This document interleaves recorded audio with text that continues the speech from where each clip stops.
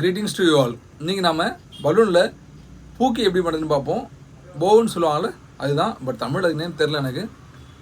Gift ராப்பர்லாம் பண்ணுவாங்கள்ல அந்த ribbon,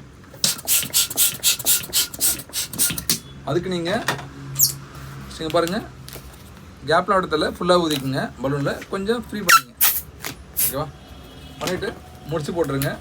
போட்டுட்டு இங்கே பாருங்கள், ரெண்டுத்தையும் வச்சுக்கோங்க. வச்சுட்டு தெரியுதுங்களா, ஜஸ்ட்டு ஒரே ஈக்குவல் சைஸ் இருக்கணுன்றதுக்காக நான் வைக்கிறேன். இங்கே பாருங்கள், ஈக்குவல் சைஸ் வச்சுக்கோங்க. இந்த நேரம் கேப் தெரியுதுல்ல, ஸோ லைட்டாக இந்த பக்கம் ப்ரெஸ் பண்ணிங்கன்னா அது வந்துடும். யார் பரவாயில்ல, பாருங்கள் வந்துருச்சா? இப்போ என்ன பண்ணுங்கள், இங்கே பாருங்கள், ஈக்குவல் சைஸ் வச்சுக்கோங்க. வச்சுட்டு இங்கே முறுக்குங்க. தெரியுதுங்களா, ஒரே சைஸ் வச்சுட்டு ரெண்டு சேர்த்து முறுக்கிடுங்க. தனித்தனியாக முறுக்கினாலும் ஓகே தான், பட் நான் ரெண்டு சேர்த்து முறுக்கிறேன். தெரியுதுங்களா? ஓகே. அடுத்தது இங்கே பாருங்கள், இந்த இடத்துல இழுத்து பிடிச்சிக்கங்க.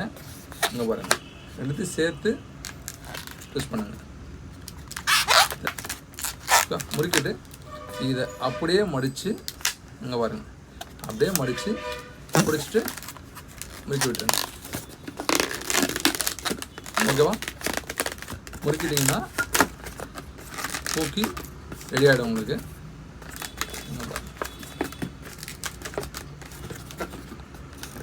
ஓகேவா? ரெடி ஆகிடுச்சா?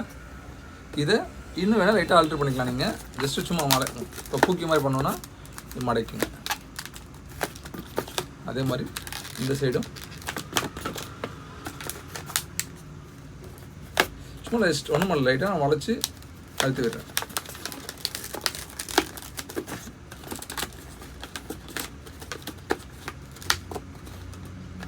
சரிதா? ரெடி பண்ணுறதுக்கப்புறம் இது எக்ஸ்ட்ரா இருக்கும், இது தேவையில்ல, கட் பண்ணி விட்டுருங்க. அப்படின்னா பக்கத்து அழகாக இருக்கும் பூக்கி. நல்லா இருக்கா? தேங்க்யூ.